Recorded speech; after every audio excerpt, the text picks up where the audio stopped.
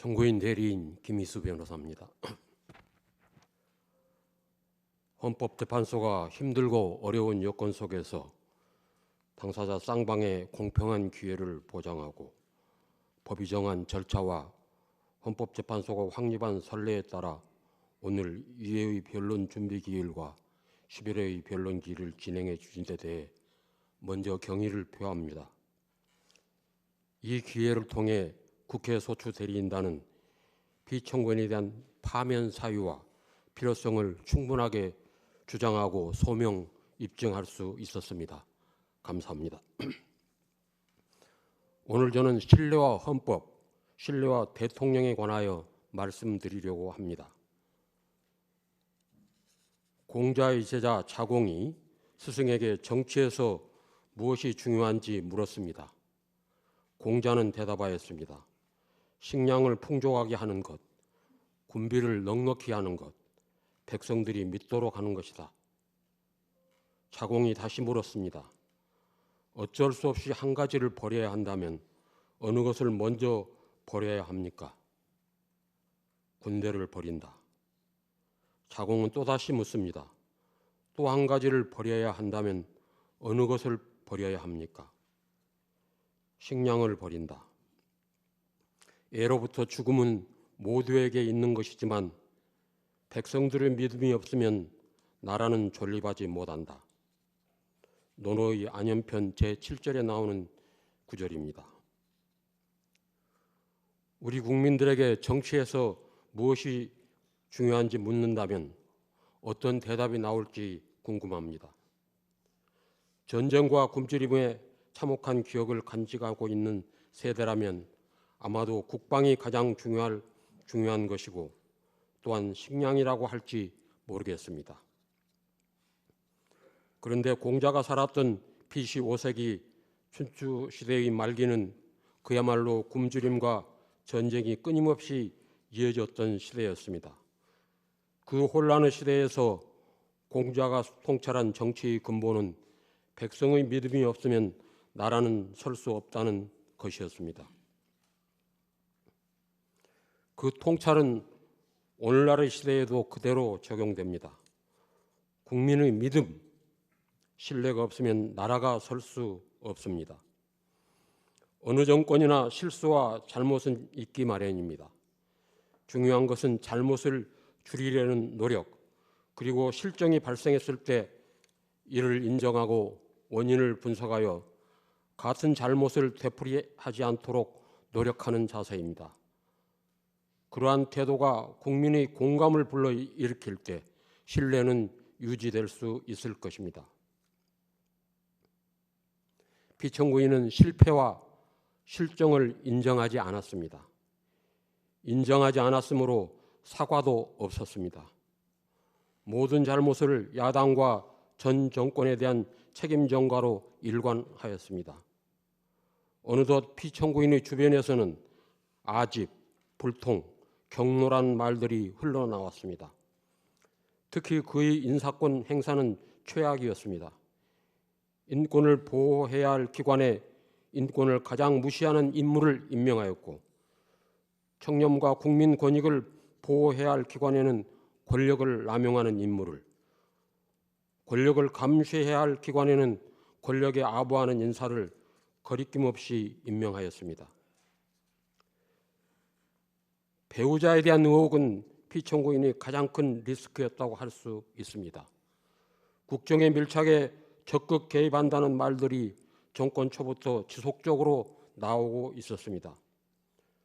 주가 조작, 명품백 수수 혐의 등에 대해 야당이 제출한 특별검사 법안에 대통령은 거부권을 고집스럽게 행사하였습니다. 차상병 특검법 등 다른 법안들에 대해서도 마찬가지였습니다. 피청구인도 국민으로부터 신뢰와 존경을 얻고 싶었을 것입니다. 그가 자신의 위기를 벗어나기 위해 사용한 것은 국가 긴급권과 국군 통수권이었습니다. 비상계엄이라는 극단적인 수단으로 자신의 정치적 반대자를 척결, 곧 없애버리고자 하였습니다. 주권자를 보호하는 데 사용해야 할 헌법상의 권력을 주권자를 공격하는 도구로 사용했습니다. 그의 비상계엄은 헌법에 명시적으로 규정된 요건과 절차에 전혀 맞지 않았고 국회의 계엄 해제 의결을 폭력을 써서 저지하려 했으나 노렸던 반전은 일어나지 않았습니다.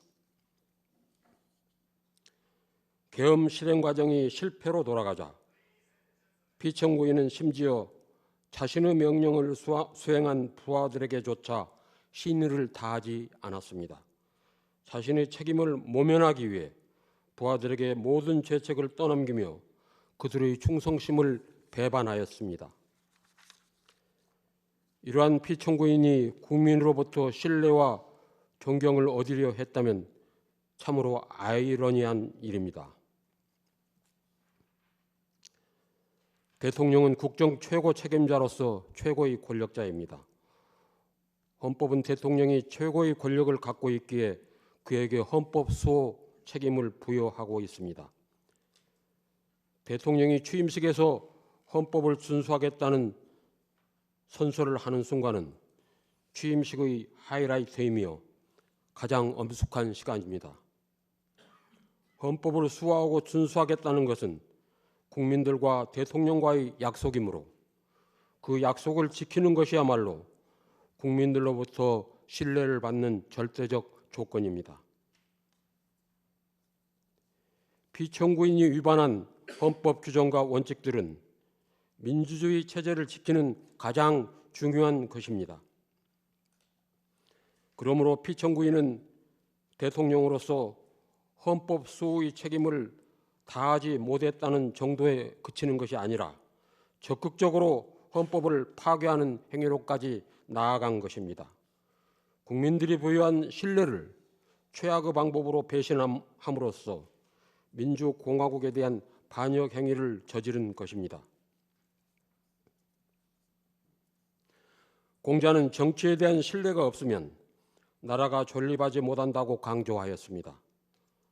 공자가 말한 정치에 대한 신뢰를 오늘날의 언어로 바꾸어 말한다면 헌법에 대한 신뢰, 민주주의에 대한 신뢰라고 말할 수 있습니다. 민주주의가 보호하는 것들은 특별한 것들이 아닙니다. 상식적이고 평범한 것들입니다. 민주공화국, 인간으로서의 존엄과 가치, 법 앞의 평등, 양심의 자유, 언론 출판의 자유, 집회 결사의 자유, 학문과 예술의 자유, 보통 평등 직접 비밀 선거의 원칙 같은 것들입니다. 헌법에는 민주주의가 보호하는 이런 원칙들, 평범하지만 소중한 권리들이 적혀 있습니다. 이들은 우리 일상에서 상식적이고 평범한 것들이지만 결코 당연한 것은 아니었습니다. 이 평범한 민주주의 가치를 지키기 위해서 많은 사람들이 목숨을 걸어야 했고 피를 흘려야 했습니다. 자신의 삶을 걸고 싸워온 이 가치는 그대로 미래로 이어져 가야 합니다. 역사는 우리에게 경고합니다. 민주주의는 스스로 지키지 않을 때 왜곡되고 훼손되며 결국 무너지고 맙니다. 우리의 평범하고도 소중한 일상을 지키기 위해서 우리는 민주주의자, 곧 깨어있는 민주시민이 되어야 합니다. 작년 12월 3일 피청구인은 비상계엄을 선포함으로써 이 모든 원칙과 권리들을 무너뜨리려고 했습니다. 평화로운 일상이 습격당한 그 순간에 우리는 민주공화국 최고의 권력이 오히려 민주주의와 헌법의 가장 큰 적이 될 수 있음을 확인할 수 있었습니다. 야당을 괴물로 민주주의 적이라고 규정한 피청구인이 스스로가 괴물이고 민주주의 적이라는 정체를 드러내는 것이었습니다. 피청구인 행위는 단지 자신에 대한 신뢰를 추락시킨 것만이 아닙니다. 그것은 민주주의와 헌법 그리고 국민들의 평화로운 일상에 대한 신뢰 모두를 흔들어 놓았습니다.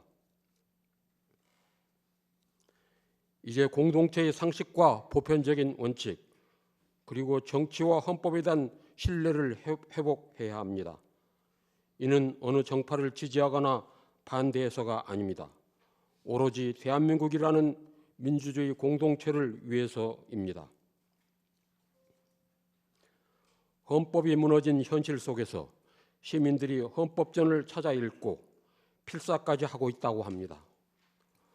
헌법조문을 읽고 필사하며 슬픔과 좌절감을 느끼는 경우도 있지 않을까 걱정스럽기도 합니다. 하지만 지금이야말로 시민들이 민주주의와 헌법을 그 합당한 깊이에서 제대로 이해할 수 있는 축복의 시간이 될 수 있습니다. 대한민국 미래의 희망을 볼 수 있기 때문입니다. 헌법의 작동을 이해하는 시민들이 많아질수록 우리의 평화롭고 아름다운 일상이 유린되는 일은 생기지 않을 것입니다. 존경하는 재판관님, 오늘 우리가 이 자리에 모인 이유는 바로 민주주의와 대한민국의 가치를 침해한 권력자에 대한 탄핵 심판을 위해서입니다. 그에 대한 검증은 끝났습니다.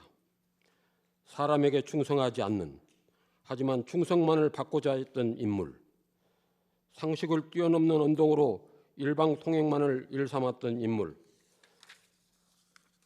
손에 왕자를 새기고 나타난 인물, 대규모 군사 퍼레이드를 즐기며 역대 독재자 대통령들을 찬양한 인물, 헌법을 준수하거나 소화하기는커녕 파괴한 인물, 그가 대통령이 된 후 부끄러움은 온전히 국민의 몫이 되었습니다. 본 대리인은 감히 말씀드립니다. 지금 우리는 대한민국 민주 헌정사에 있어서 최대의 고비인 지점을 지나가고 있습니다. 이 재판은 민주주의와 헌법을 지키는 재판이며 대한민국의 존립을 지키는 재판이 될 것입니다. 우리는 민주주의의 가치를 믿으며 그 가치를 수호하고자 합니다. 오늘 우리는 모두 민주주의자입니다. 부디 피청구인 대통령 윤석열을 파면하여 주십시오. 감사합니다.